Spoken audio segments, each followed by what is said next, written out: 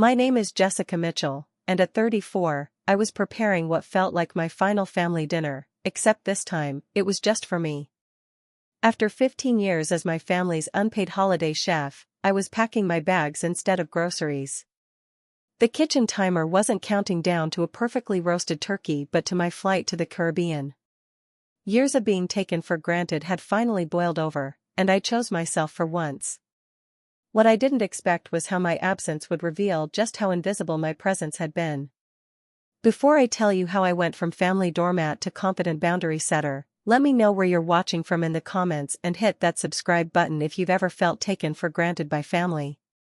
I grew up in a typical Midwestern suburb with my parents, my older brother Ryan, and my younger sister Amanda.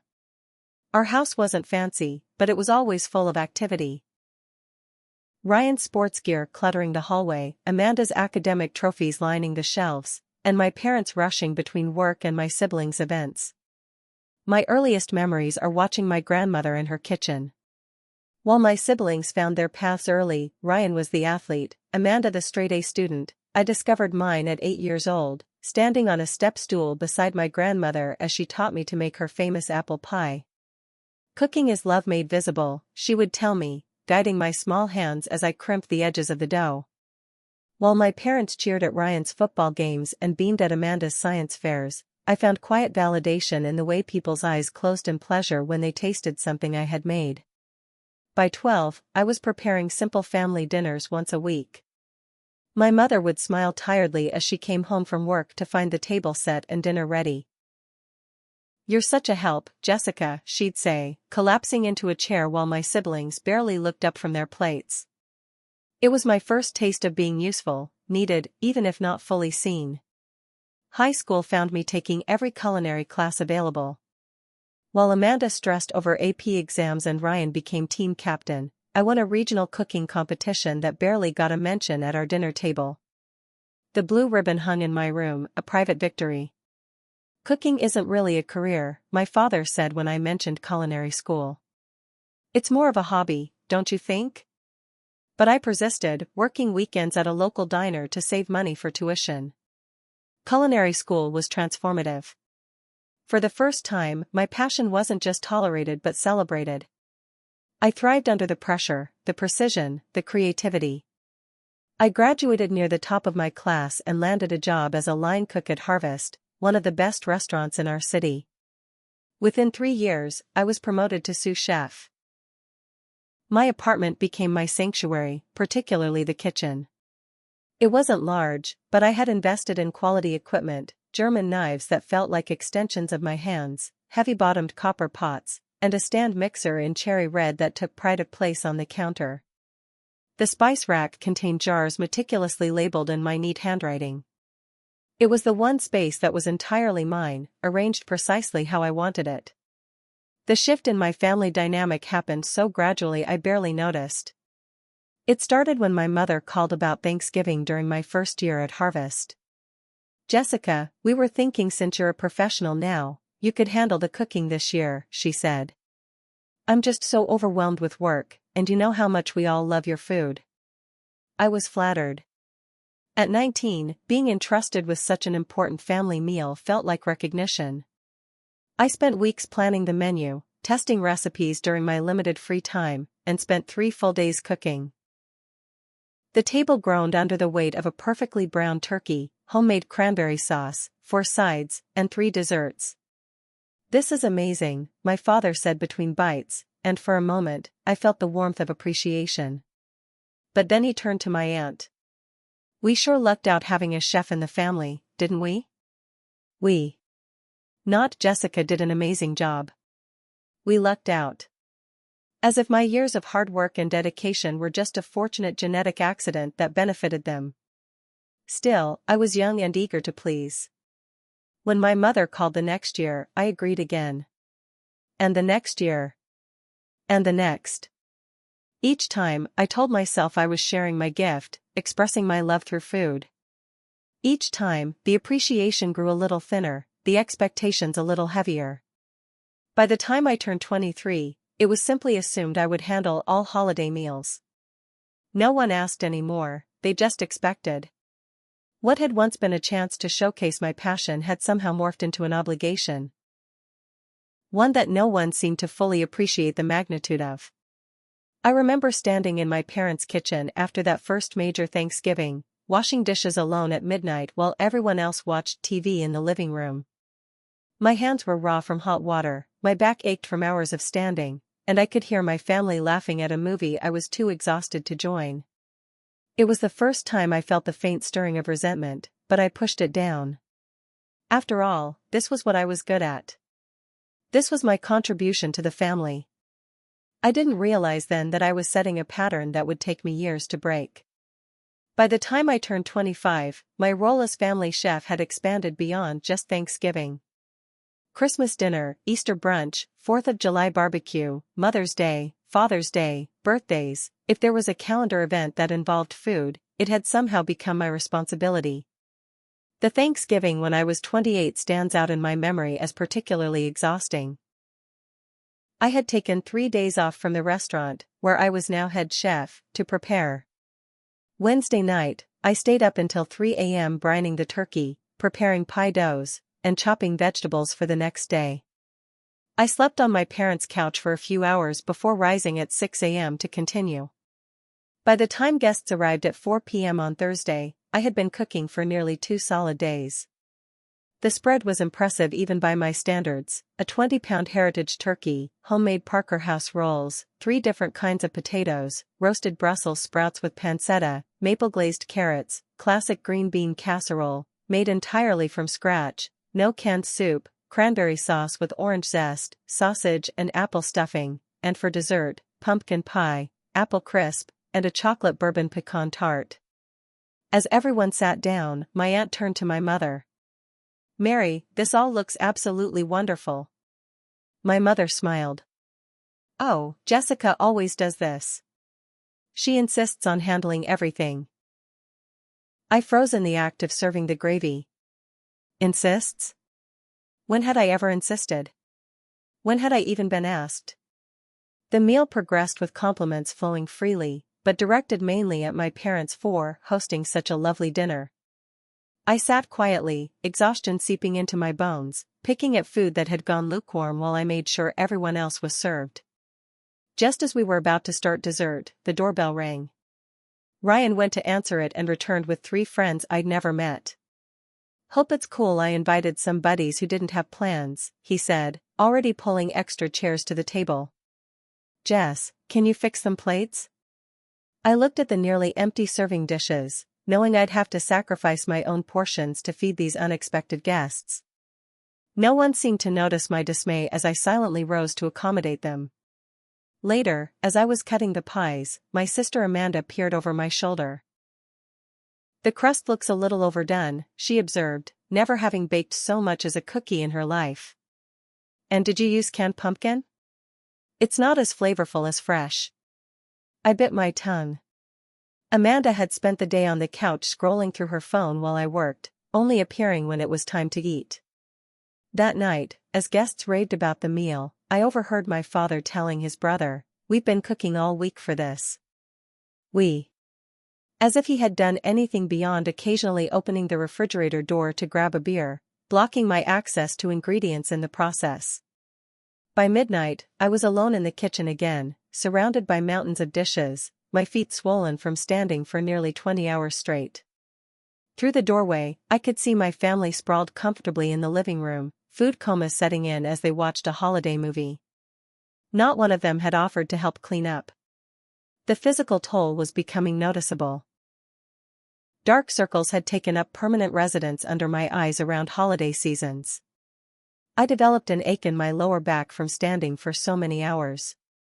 Once, I caught a glimpse of my reflection in the oven door and barely recognized the exhausted woman staring back at me. It wasn't that I'd stopped loving cooking. At the restaurant, I still felt the creative fire, the passion that had drawn me to culinary arts in the first place. But at family gatherings, that joy was increasingly buried under an avalanche of expectations and a glaring lack of appreciation. After that Thanksgiving, I tentatively suggested a potluck approach for Christmas. Maybe everyone could bring a dish? I offered during a family phone call. Amanda could do a salad, Ryan could handle drinks, and I could do the main course? The silence on the line was deafening. But honey, my mother finally said, no one can cook like you. It wouldn't be the same. Yeah, Ryan chimed in, my cooking would give everyone food poisoning.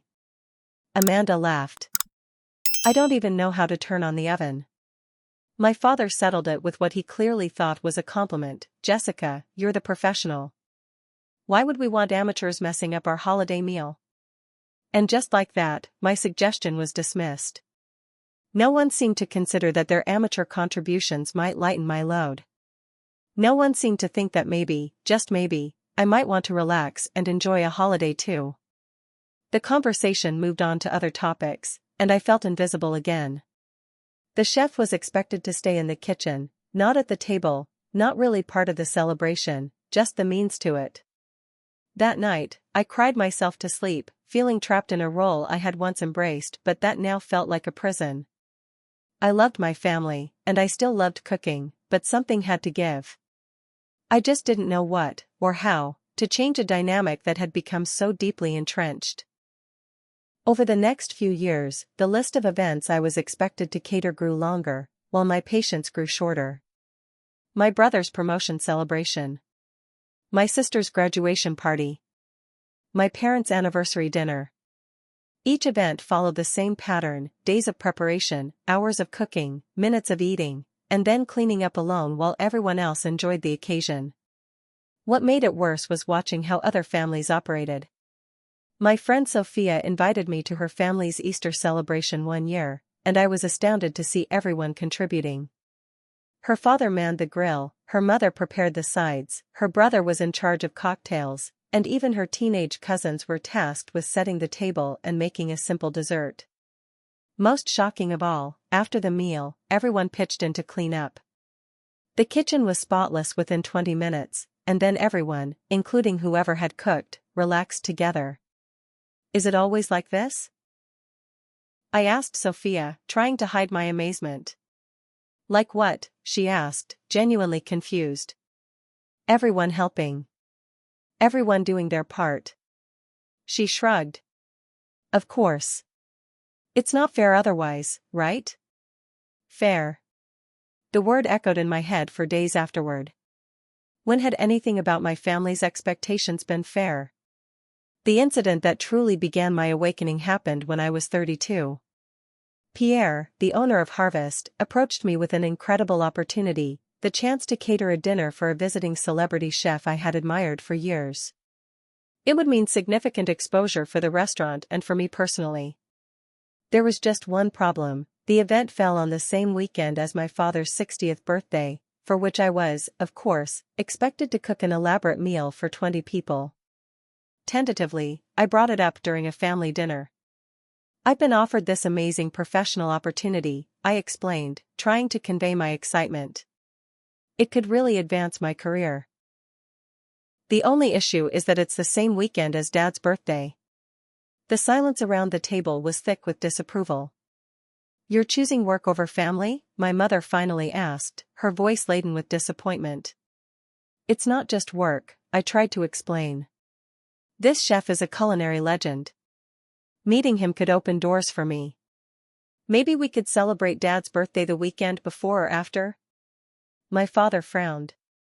All my friends have already RSVP'd for that date. Can't someone else at your restaurant do it? Ryan asked, as if I were being offered a shift no one wanted rather than a career-defining opportunity. I was specifically requested, I said, a note of pride creeping into my voice. Amanda rolled her eyes. It's just cooking for some food snob. Dad's birthday is important. And my career isn't? I countered, heat rising in my cheeks. My mother reached across the table to pat my hand. Sweetie, we know your job is important to you, but family comes first. Always. The discussion was effectively over.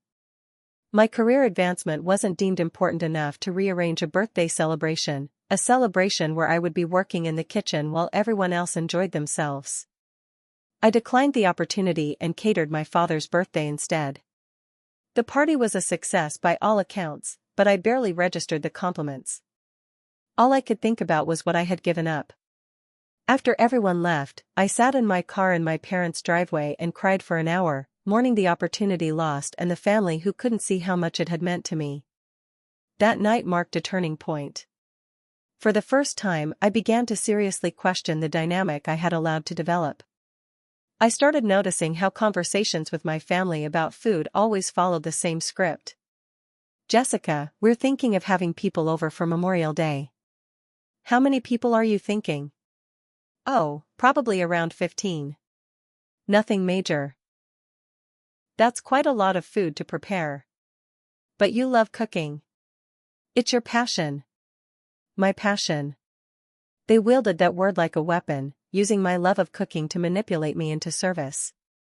Yes, I loved cooking, but I also loved sleep, relaxation, and being treated as more than just a provider of meals. When I tried to have a serious conversation with my mother about feeling taken for granted, she seemed genuinely confused. "But you never said anything," she protested. "We thought you enjoyed doing it all." "I do enjoy cooking," I explained, "but not when it's expected rather than appreciated. Not when I have to do everything alone." "You should have said something sooner if you were feeling overwhelmed," she said, somehow making it my fault that they had taken advantage of me for years. My father was even less receptive. When I tried to talk to him, he laughed and said, "Sounds like someone's hangry. Why don't you get something to eat, and you'll feel better?" His dismissal hurt more than I wanted to admit. It was as if my feelings weren't valid, as if my exhaustion was just a joke. After multiple attempts at conversation that went nowhere, I began to realize an uncomfortable truth: nothing would change unless I forced it to change. My family had become too comfortable with the status quo to disrupt it voluntarily. If I wanted things to be different, I would have to be the one to make a dramatic move. I just didn't know yet how dramatic that move would be. Last Christmas was the breaking point, the moment when years of simmering resentment finally boiled over into resolve. The day started like so many holidays before. I arrived at my parents' house at 7 a.m., arms laden with groceries I had purchased myself, despite my mother's assurance that she had gotten everything on my list. Experience had taught me that her idea of everything and mine differed substantially. My family was still asleep when I arrived. Why wouldn't they be? They had nothing to do until dinner was served at 4 p.m. I quietly let myself in with my key and began the elaborate choreography of preparing a multi-course meal in my mother's kitchen, which was less well-equipped than mine and had half the counter space. By 10 a.m., I had the prime rib seasoned and ready, the dough for dinner rolls rising, and was preparing the more complex side dishes. That's when my phone buzzed with a text from Ryan. "Hey sis, FYI, I'm bringing Melissa today. She's vegan. Can you make something she can eat? THX." I stared at the message in disbelief. Melissa was a new girlfriend I hadn't even met yet, and Ryan was informing me of her dietary restrictions 4 hours before dinner, when my menu was already planned and groceries purchased.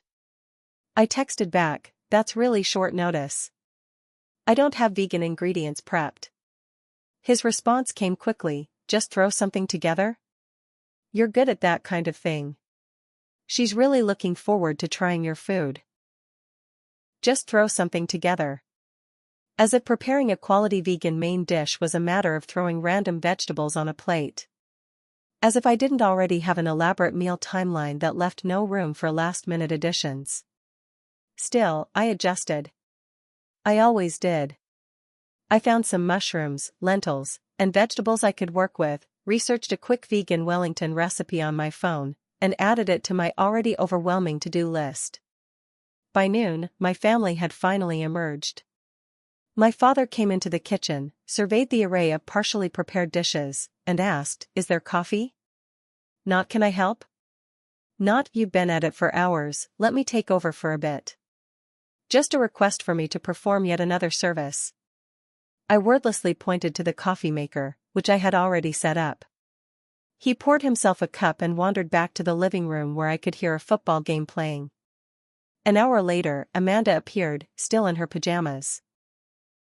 She peered over my shoulder as I carefully arranged a phyllo dough topping on the vegan Wellington. "Is that the only vegetable dish?" she asked. I'm trying to eat healthier. There's roasted Brussels sprouts, glazed carrots, and a salad, I replied, not looking up from my work. She said, doubt evident in her voice. The Brussels sprouts were a bit overcooked last year. Maybe do them for less time? I bit my tongue to keep from pointing out that she was welcome to cook them herself if she was so concerned about the timing.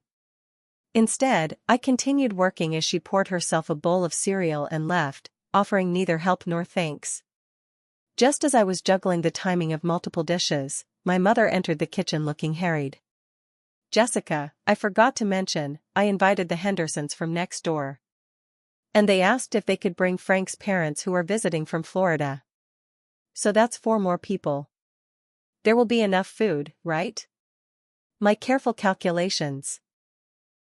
How much food to prepare, when each dish needed to go into the oven, how everything would be timed to come out hot simultaneously, all collapsed. 4 more people meant recalibrating everything, and we were already hours into the process.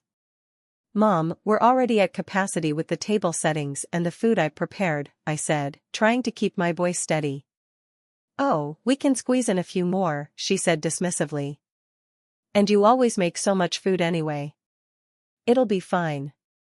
It'll be fine. Easy for her to say when she wasn't the one who had to make it fine. I was rushing to accommodate this new information, slicing the prime rib to portion it out further and mentally recalculating serving sizes for each dish, when disaster struck. The chef's knife I was using, one of my mother's dull, poorly maintained knives that I had repeatedly offered to replace, slipped on the meat and sliced deeply into my palm. Blood immediately welled up and began dripping onto the cutting board. The pain was sharp and immediate, and I knew instantly that this was no minor cut. Mom, I called out, wrapping a kitchen towel around my hand. I need help. I cut myself pretty badly. She hurried in, took one look at my hand, and grimaced. Oh dear. Let me get the first aid kit. As she rummaged in a bathroom cabinet, my father called from the living room, everything okay in there? What time are we eating? Jessica cut herself, my mother called back. Just a slight delay. Well, the Hendersons will be here at 4, he responded, as if that were the most pressing concern. My mother returned with bandages and antibiotic ointment. The cut was deep enough that it probably needed stitches, but I knew that going to urgent care would derail the entire dinner. So I gritted my teeth as my mother helped clean and bandage the wound as best we could. Can you still finish everything? She asked, eyeing the half-prepared food with concern. Not are you okay? Not let's cancel dinner and order in. Just concern about whether the meal would still happen as planned. I'll manage, I said, because that's what I always did. I managed. For the next 2 hours, I cooked through the pain, blood occasionally seeping through the bandage, requiring frequent changes and making the entire process even more challenging. My family periodically checked in, not on my well-being, but on the status of the food. By the time guests arrived, I was pale, exhausted, and in considerable pain, but dinner was on schedule. I excused myself briefly to change into fresh clothes. The others had had hours to leisurely prepare themselves while I cooked, and reapplied a clean bandage to my throbbing hand. The meal itself passed in a blur of serving, refilling water glasses, and answering questions about recipes while trying to hide my injured hand. I barely ate, too busy ensuring everyone else was taken care of. The breaking point came during dessert. I was in the kitchen plating the chocolate mousse I had prepared the day before when I overheard a conversation in the dining room. Mary, Paul, this meal is absolutely spectacular, one of the neighbors was saying. You two must have spent all day cooking. We did, my father replied proudly. We put a lot of effort into these holiday feasts. It's our tradition. Our. As if he had done anything beyond carving the meat I had seasoned, prepared, and cooked. Something snapped inside me in that moment. All the years of being taken for granted, of being expected to sacrifice my time, energy, and even physical well-being for people who couldn't even acknowledge my contribution, it all crystallized into a perfect clarity. I served the dessert with mechanical politeness, then retreated to the kitchen where I silently washed dishes, my bandaged hand stinging under the hot water. Through the doorway, I could see my family and their guests laughing and talking in the warm glow of the dining room, enjoying the fruits of my labor while I worked alone in a steamy kitchen. At midnight, when everyone had gone home and my family had retired to their rooms, I was still cleaning. My hand throbbed, my back ached, and my heart felt heavier than it ever had. In that moment, standing in my parents' dark kitchen, I made a decision that would change everything. Next Christmas would be different. Next Christmas would be mine. The drive home from my parents' house that night was a turning point. With each mile, my resolve strengthened. By the time I unlocked the door to my apartment, I had made up my mind. Next Christmas would be spent on my terms, not theirs. January brought not just a new year, but a new approach to my life. I made an appointment with a therapist, something I'd considered for years but never prioritized, much like everything else that was just for me. Dr. Melissa Chen's office became a sanctuary of validation. During our sessions, I unpacked years of family dynamics that had led me to this breaking point. What you're describing is a classic pattern, she explained during our third session. You've become defined by your function rather than valued for your personhood. Your family doesn't see this as exploitation because you've always done it willingly, at least on the surface. But I love cooking, I protested weakly. It's my passion. There's a difference between sharing your gifts freely and having them expected as a service, she replied. One brings joy, the other brings resentment. The question is, what boundaries do you need to set to find that joy again? Boundaries. The word was simultaneously terrifying and liberating. I had spent so long being boundaryless with my family that I wasn't sure I knew how to create them now. Over the following months, Dr. Chen helped me practice small boundary-setting exercises. I declined a request to cater a cousin's baby shower. I suggested a restaurant for my mother's birthday instead of cooking myself. Small steps, but each one helped strengthen my resolve for the big one, Christmas. In March, I began researching vacation destinations. I had never taken a real vacation, my time off work was always spent cooking for family events. The idea of going somewhere just for my own pleasure felt almost illicit. After weeks of research, I settled on a small resort in St. Lucia. It was beautiful, peaceful, and most importantly, thousands of miles from my family's expectations. I booked a 10-day stay over Christmas and New Year's, putting down a non-refundable deposit that felt like a commitment to myself. In September, 3 months before Christmas, I decided it was time to inform my family of my plans. I chose a Sunday dinner at my parents' house, which, yes, I was still cooking, old habits being hard to break. As we sat around the table enjoying the roast chicken I had prepared, I cleared my throat. I wanted to let you all know that I won't be here for Christmas this year, I said, working to keep my voice steady. I'd booked a vacation to the Caribbean. The silence that followed was deafening. My family stared at me as if I'd announced I was moving to Mars.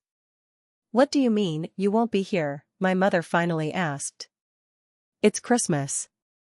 I know what day it is, Mom, I replied, fighting to keep the sarcasm from my voice. I'd booked a vacation from December 22nd to January 2nd. I'll be in St. Lucia. But who's going to cook Christmas dinner?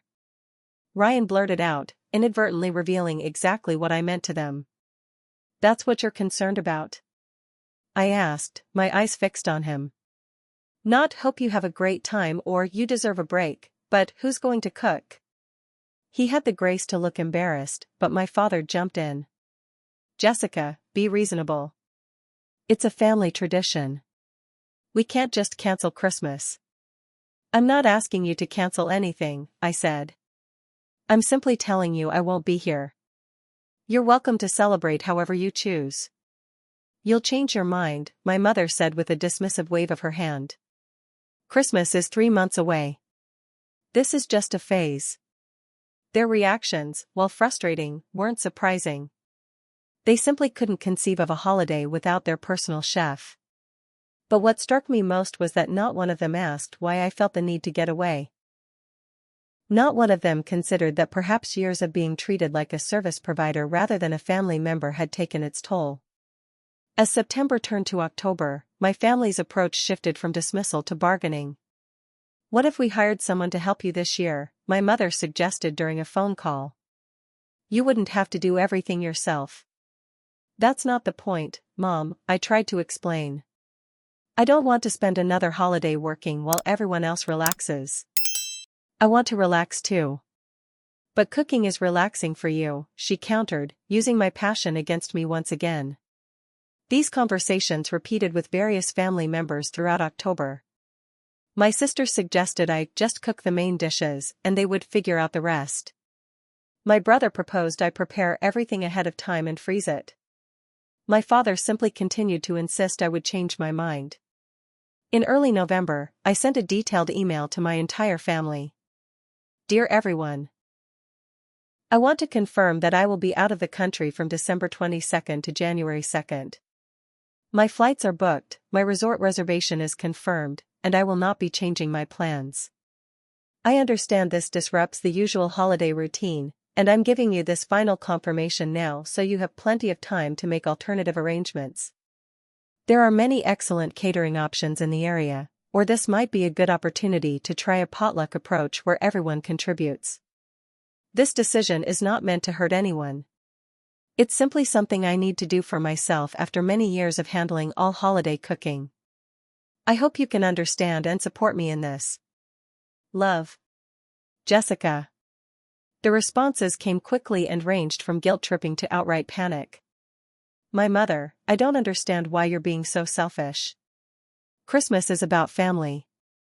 "Ryan, who am I supposed to bring Melissa to meet now? She was looking forward to trying your food." "Amanda. So we're just supposed to figure this out ourselves? You know none of us can cook like you." "My father, you're ruining our Christmas tradition. I hope you're happy." Each message stung, but also reinforced that I was making the right decision. Not one of them acknowledged my needs or feelings. Not one considered that perhaps I deserved a break after 15 years of service. They saw only how my absence would affect them. Dr. Chen helped me craft responses that were firm but kind, maintaining my boundaries without being unnecessarily hurtful. The hardest part was not apologizing. I had to constantly fight the urge to say I'm sorry for prioritizing myself for once. As December approached, the messages grew more desperate. My mother called daily with updates on their failed attempts to figure out the holiday meal. Ryan reported that he had gone to 3 grocery stores and couldn't find ingredients I regularly used. Amanda complained about the prices quoted by catering companies.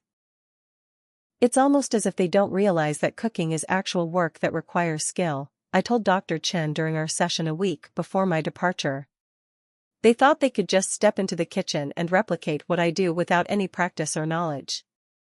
They've never had to value your contribution before because it was freely given," she replied. "Sometimes people only appreciate something when it's taken away." The day before my flight, I set my email autoresponse, cleaned out my refrigerator, and finished packing my suitcase. I felt a complex mix of emotions: guilt for disrupting a family tradition, anxiety about potential fallout, but predominantly, a profound sense of liberation. For the first time in my adult life, I was putting myself first. Whatever chaos ensued in my absence was not my responsibility. For 10 glorious days, the only person I had to feed was myself.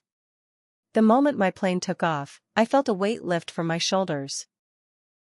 With each mile that carried me away from my family's expectations, I breathed a little easier. By the time I landed in St. Lucia, surrounded by warm air and the scent of tropical flowers, I felt like a different person. My beachfront room at the resort was everything I had dreamed of, simple but elegant, with a balcony overlooking turquoise waters. After years of creating perfect settings for others to enjoy, I finally had my own slice of paradise. I had promised myself a full digital detox, but curiosity got the better of me on Christmas Eve. I turned on my phone to find a barrage of increasingly desperate messages. "Ryan, 10:14 a.m. The grocery store is a madhouse on Christmas Eve. Why didn't you warn us to shop earlier?" "Amanda, 11:37 a.m. How long are you supposed to cook a turkey? The package doesn't say." "Mom, 12:22 p.m. Jessica, please call when you get this. We're having a situation with the oven. Dad, 1:45 p.m. Your mother is very upset. I hope you're happy with yourself. I felt a twinge of guilt, quickly followed by a surprising emotion, amusement. After years of meticulously planning holiday meals, shopping weeks in advance, and managing complex cooking timelines without complaint, it was somewhat validating to see them recognize, even in this small way, what I had been doing all along. I sent a single group text, "Merry Christmas from St. Lucia. Hope everything works out with dinner. I'm about to head to the beach, so I'll be out of touch. Love you all." Then I turned off my phone, donned my swimsuit, and spent Christmas Eve floating in warm Caribbean waters, not a cooking utensil in sight. Christmas Day brought more messages, but also something unexpected, a series of photos from my cousin Zoe, who was attending the family dinner. "Thought you might enjoy seeing how it's going," she wrote. "Don't worry, I won't tell them I sent these." The pictures told a story of culinary chaos. The turkey was visibly burnt on one side, pale on the other. Store-bought sides still in their plastic containers cluttered the table. A ham that appeared to be half raw sat forlornly on a serving platter.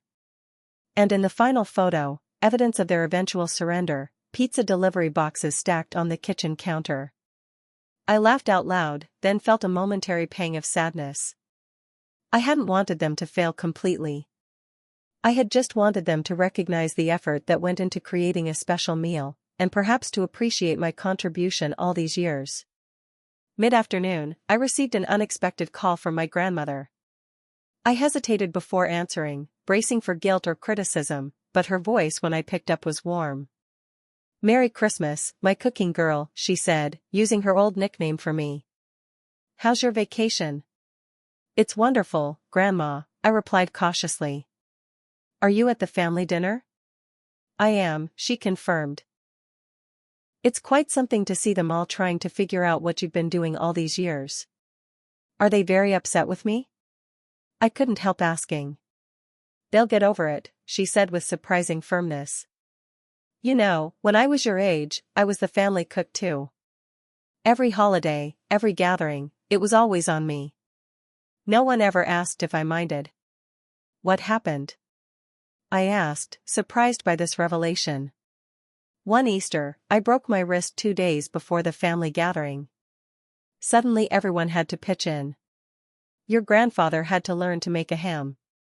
Your father, just a teenager then, had to figure out how to bake rolls. Your Aunt Martha made her first pie." She chuckled at the memory. "It wasn't as good as my usual spread, but something important happened. They realized cooking was work, not magic." "And after that?" I prompted. "Things changed. Not overnight, but gradually.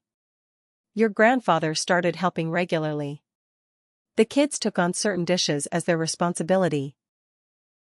And I got to enjoy the holidays too, not just serve them." Her story gave me hope. Maybe this disruption, uncomfortable as it was for everyone, could lead to positive change. "I'm proud of you, Jessica," my grandmother continued. "It takes courage to break a pattern, especially one you helped create." Her understanding brought tears to my eyes. "Thank you, Grandma. That means a lot." After we hung up, I walked down to the resort's restaurant for Christmas dinner. The table was elegantly set, the service impeccable. I ordered the chef's special holiday menu and savored each bite, appreciating the skill and care that had gone into its preparation. For the first time in my adult life, I experienced Christmas dinner as it was meant to be experienced, as a guest, not a servant. The contrast between my peaceful Christmas and my family's chaotic one couldn't have been starker.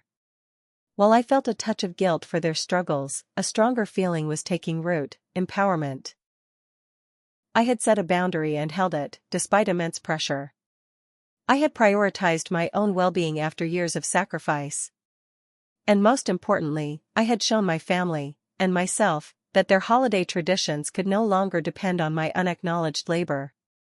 That night, I sat on my balcony watching the stars reflect on the Caribbean Sea, and realized I was experiencing something novel: holiday joy.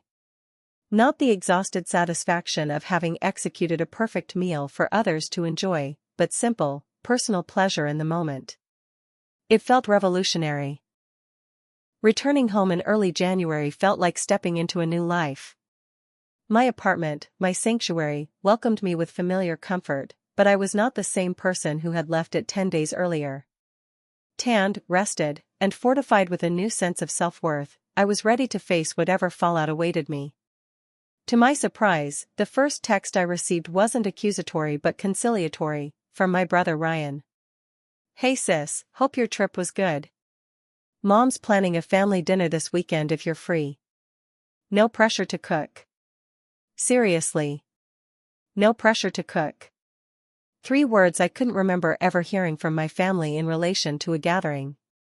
The dinner that Saturday was a subdued affair. I brought a bottle of rum from St. Lucia but deliberately arrived empty-handed otherwise, no homemade dessert, no side dish, nothing that would slide me back into my old role. My mother had prepared a simple lasagna, store-bought garlic bread, and a salad. It wasn't gourmet, but it was made with obvious effort. After we ate, there was an awkward silence until my father cleared his throat. "Jessica," he began formally, "we need to talk about what happened at Christmas."